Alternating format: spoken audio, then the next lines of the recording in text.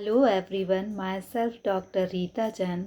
आज हम NCERT 12th micro economics lesson 3 में उत्पादन फलन से संबंधित वस्तुनिष्ठ प्रश्नों को हल करेंगे। उत्पादन फलन की सही जोड़ी है। फर्स्ट क्वेश्चन है उत्पादन फलन। तो उत्पादन फलन जो है वो किससे मिलेगा? उत्पत्ति के साधन से। ये उत्पत्ति के साधन से क्यों मिलेगा? क्योंकि उत्पादन फलन हमें यह बताता है कि उत्पत्ति के जो साधन हैं उनके द्वारा कितनी मात्रा में उत्पादन किया जा सकता है। यह उत्पत्ति के साधन और उत्पादन की मात्रा के बीच संबंध को बताता है। इसलिए उत्पादन फलन को हम किससे जोड़ेंगे? उत्पत्ति के साधन से जोड़ेंगे। 2. दीर्घकालीन उत्पादन फलन। दीर्घकालीन उत्पादन फलन जो है वो मैच होगा पैमाने के प्रतिफल से। Law of return to scale. ये पैमाने के प्रतिफल से क्यों जुड़ेगा? क्योंकि दीर्घकाल में उत्पादक के पास इतना समय होता है कि वो उत्पादन का पैमाना ही परिवर्तित कर सकता है। पैमाना परिवर्तित करना यानी वह उत्पादन के सभी साधनों को बढ़ा सकता है या घटा सकता है। इसलिए दीर्घकालीन उत्पादन फलन किससे संबंधित है? पैमाने के प्रतिफल से। क्यों संबंधित है? क्योंकि दीर्घकाल में उत्पादन का पूरा पैमाना जो है वो परिवर्तित किया जा सकता है। अगर क्वेश्चन में दीर्घकाल की जगह अल्पकाल आता, शॉर्ट टर्म आता, तो पैमाने के प्रतिफल की जगह क्या हो जाता? परिवर्तनशील अनुपात का नियम होता। परिवर्तनशील अनुपात का नियम लागू होने का कारण क्या है? सीमितता, साधनों की सीमितता। यह क्योंकि परिवर्तनशील अनुपात का नियम हमें यह बताता है कि यदि हम भूमि को या किसी साधन को स्थिर रखकर श्रम या किसी साधन की मात्रा में उत्तरोत्तर वृद्धि करते जाएं, तो एक सीमा के बाद उत्पादन पहले तो बढ़ता है और एक सीमा के बाद घटने लगता है। क्यों घटने लगता है? क्योंकि भूमि जो है वो सीमित है और उस पर जैसे जैसे हम श्रमिक बढ़ाएंगे तो प्रारंभ में उत्पादन बढ़ेगा, बाद में श्रमिक की भीड़ अधिक हो जाने के कारण उत्पादन घटने लगेगा। इसलिए परिवर्तनशील अनुपात का नियम क्यों लागू होता है? साधन की सीमितता के कारण। क्वेश्चन नंबर 4 है सीमांत उत्पादन, मार्जिनल प्रोडक्ट। इसका फॉर्मूला है Tn minus Tn minus 1। Tn means होता है total production minus Tpn minus 1। यानी मान लीजिए कि आपके एक श्रमिक को आपने काम पर लगाया और वह उत्पादन कर रहा है 10। दूसरे श्रमिक को काम पर लगाया और दोनों ने मिलकर उत्पादन किया 20। अब हमें सीमांत उत्पादन निकालना है। तो Tpn का मतलब है कि कितने श्रमिक काम पर लग रहे हैं? 2। टोटल प्रोडक्शन कितना है? 2 श्रमिक का कितना है total production? 20 minus Tpn minus 1। n कितना है हमारे? 2। 2 में से हम 1 घटाएंगे तो हमारे कितना बचेगा? 1 श्रमिक। तो एक श्रमिक जो है, पहला श्रमिक, उसने कितना उत्पादन किया था? फर्स्ट श्रमिक ने Tp मतलब 10 उत्पादन किया था। तो जब हम 20 में से माइनस करेंगे 10 को तो हमें कितना मिलेगा? 10। और ये 10 ही क्या है? सीमांत उत्पादन है। तो सीमांत उत्पादन का फॉर्मूला क्या है? Tpn minus Tpn bracket n minus 1। 5th उत्पादन। उत्पादन किसे कहते हैं? आर्थिक उपयोगिता का सृजन। मीन्स एक उत्पादन तभी उत्पादन कहा जाएगा जबकि उससे आर्थिक उपयोगिता का सृजन हो। जैसे नदी में रेत पड़ी है तो क्या उससे किसी को धन मिल रहा है? आर्थिक उपयोगिता मिल रही है? नहीं, तो वह उत्पादन नहीं है। लेकिन रेत को हम नदी से बाहर निकाल दें तो क्या आर्थिक उपयोगिता मिलेगी? धन मिलेगा? हाँ मिलेगा।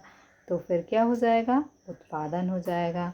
तो उत्पादन क्या है? आर्थिक उपयोगिता का सृजन ही उत्पादन कहलाता है। उत्पत्ति ह्रास नियम लागू होने का कारण है साधनों का अपूर्ण स्थानापन्न होना। तो ये क्यों है?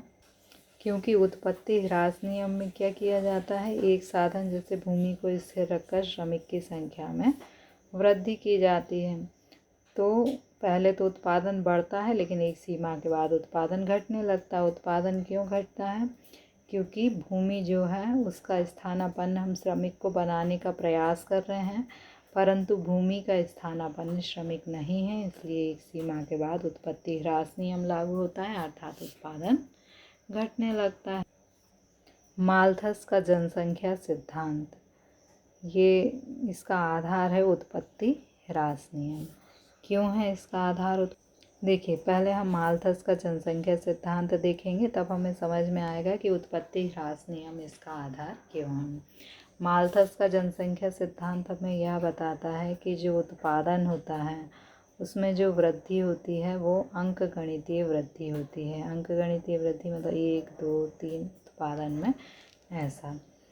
लेकिन जो जनसंख्या होती है उसमें ज्यामितीय अनुपात में वृद्धि होती है। ज्यामितीय अनुपात में वृद्धि का अर्थ है कि जैसे 2 हैं और माता पिता, तो उनकी मान लीजिए कि 2 संतान हैं, फिर ये 2 की भी 2 होंगे, तो 2 से क्या हो गए, ये 4 हो गए, 4 से 8, यानी ये क्या है, जनसंख्या में वृद्धि ज्यामितीय अनुपात में होती है और उत्पादन में वृद्धि अंकगणितीय अनुपात में होती है। परिणाम क्या होता है कि जनसंख्या में वृद्धि की तुलना में खाद्यान्न में कमी आ जाती है। जनसंख्या बहुत अधिक बढ़ जाती है और खाद्यान्न में उतनी वृद्धि नहीं हो पाती, इसलिए खाद्यान्न की कमी हो जाती है। तो खाद्यान्न में वृद्धि क्यों नहीं हो पाती? क्योंकि खाद्यान्न में उत्पत्ति ह्रास नियम लागू होता है। तो माल्थस के जनसंख्या सिद्धांत का आधार क्या है? Diminishing of return. उत्पत्ति ह्रास नियम माल्थस के जनसंख्या सिद्धांत का आधार है। थर्ड, टीपी, एमपी और एपी में वृद्धि। कब होती है टीपी, एपी और एमपी में वृद्धि? जबकि उत्पत्ति वृद्धि नियम लागू होता है। देखिए, ये उत्पादन की 3 स्टेज हैं, first, second and third. First stage में उत्पत्ति वृद्धि नियम लागू होता है, सेकेंड में उत्पत्ति समता नियम और उत्पत्ति ह्रास नियम, और अंत में जो है ऋणात्मक प्रतिफल का नियम लागू होता है। तो फर्स्ट स्टेज में उत्पत्ति वृद्धि नियम लागू होने के कारण ये जो टीपी है वो क्या है? बढ़ती है। एपी भी क्या है? फर्स्ट स्टेज में बढ़ती है। और एमपी भी क्या है?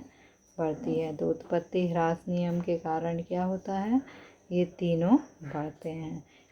उत्पत्ति ह्रास नियम में क्या होता है? टीपी, एमपी और एपी तीनों ही बढ़ते हैं।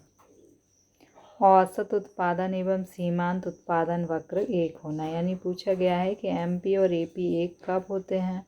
जबकि उत्पत्ति समता नियम लागू होता है।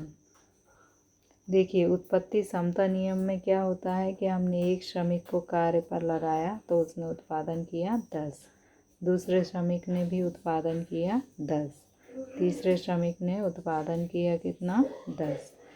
अब हम यदि इनका टीपी निकालेंगे तो कितना आएगा? 10। कुल उत्पादन, 2 श्रमिक जब काम पे कर रहे हैं तो कुल उत्पादन कितना है? 10 और 10 20। 3 श्रमिक कार्य कर रहे हैं तो उत्पादन कुल कितना होगा? 10, 20, 30। इन तीनों को क्या करेंगे? जोड़ लेंगे। अब हमें एपी निकालना है, तो एपी का फॉर्मूला क्या होता है कि टीपी अपॉन एल।